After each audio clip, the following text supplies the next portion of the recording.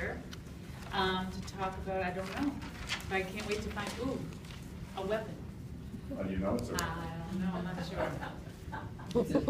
We'll never find out. Yes, and to talk about, Concord has the Revolutionary War, and we're now experimenting with the concept that Sudbury has the King Philip War, because the largest battle of the King Philip War was in Sudbury. And whether there is 500 Indians or 1,000 Indians or 1,500, there was no one up in a watchtower to count them all, but those are the three numbers you hear, that invaded Sudbury on April 21st, 1676. This was found by a child at a house, at his house in Marlborough, that had been burned down because they destroyed all the Native Americans.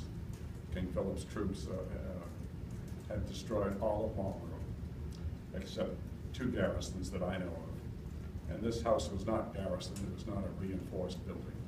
So that building was lost, and this was found back, let's see, 42 years ago by a child digging in his front yard. And it is a pike.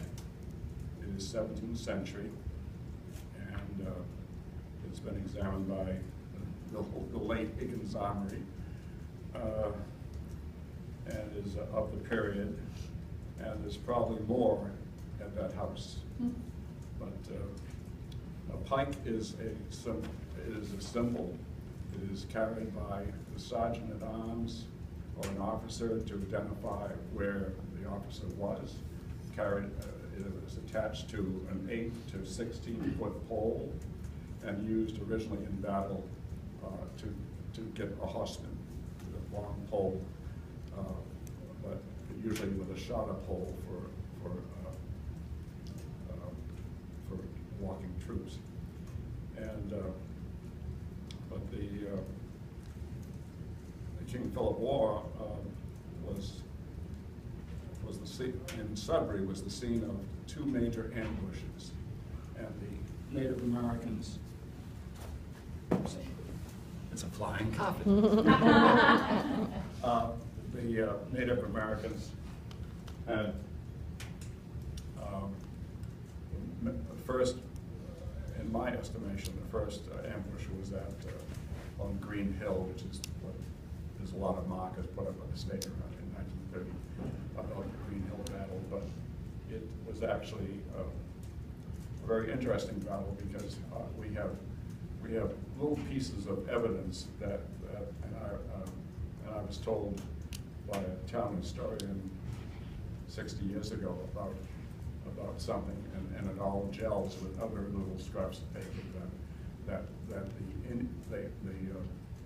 settlers in the South Sudbury area saw a few Indians cross a bridge, and they followed them, and along with those few settlers came Captain Wadsworth's men, which is approximately 70 men, and they came into an area that was like a bowl, and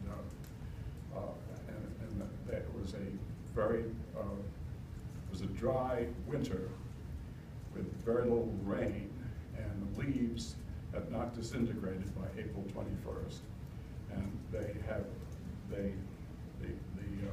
the troops were walking into this bowl, and suddenly the Indians arose out of the leaves with muskets and shot, and that was the first ambush. And then actually there's 3 ambushes, and the next one was at the top of the hill where they got the colonists all together and the soldiers and set fire after a 4-hour battle, and a few escaped to the local gristmill. But the third big ambush was at the Sudbury River, where they were lowered across the river. The colonists were soldiers, and men from Concord had come to save their butts.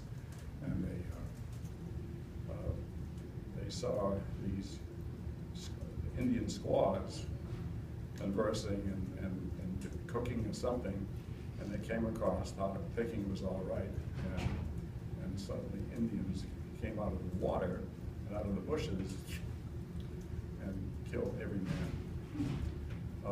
But the Native Americans did make their way across Sudbury River to 3 different little skirmishes, and on the Sudbury side, what is the present Sudbury side, because the original Sudbury is now Wayland, and the Sudbury side, there was a battle at Haynes Garrison, the Garrison House, 6-inch walls and bricks and walls, and that battle had started at 6 o'clock in the morning. So there's from what someday I've got to have create a map with lights on it to show where all these battles are happening over about a 10-hour period. I mean, it took a lot of men to do that. So whether it's 500 men or 1,500, there was a lot of Native Americans that were in this battle. And but our correspondent at the time was a woman by the name of Mary Rowlandson, who gave the best evidence because she had been captured by King Philip's troops, his Indian troops, and was in the very camp that King Philip occupied in Lancaster, or Massachusetts, matter. She kept being moved around for 3 months. But when the Indians came back from the Sudbury fight, she described them as my words are description of her words are that they came back as dogs, beaten dogs with their tails between their legs, because no matter how many Indians had come and were in that battle, they did not get what they wanted. They won the battle by overwhelming numbers and the deaths they caused and the destruction they caused, but they did not get food, and that was what the entire battle was all about. They were starving to death, they had no food, and they had to, they didn't get into the barns, and they didn't get into the garrison houses in Sudbury. Everything else they wiped out. Because in the meantime, before that, we had been destroying all their crops and all their stores.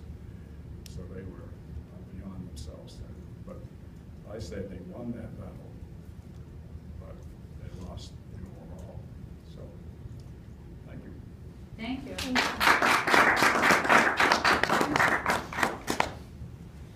So would that have been manufactured locally? Pardon? Would that have been manufactured locally?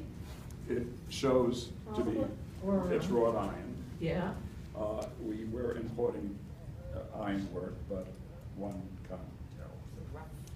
Yeah, that's what I was thinking. This looks like it was made by, your local blacksmith. Very well could be. If I was a blacksmith, then I could have done that, but the But thing you is, would have done a better it's job, right? it's wrought iron. Yeah. Wrought iron really doesn't rust. It forms a coating like over it. Anyway, you can't get it today. Well, thank you very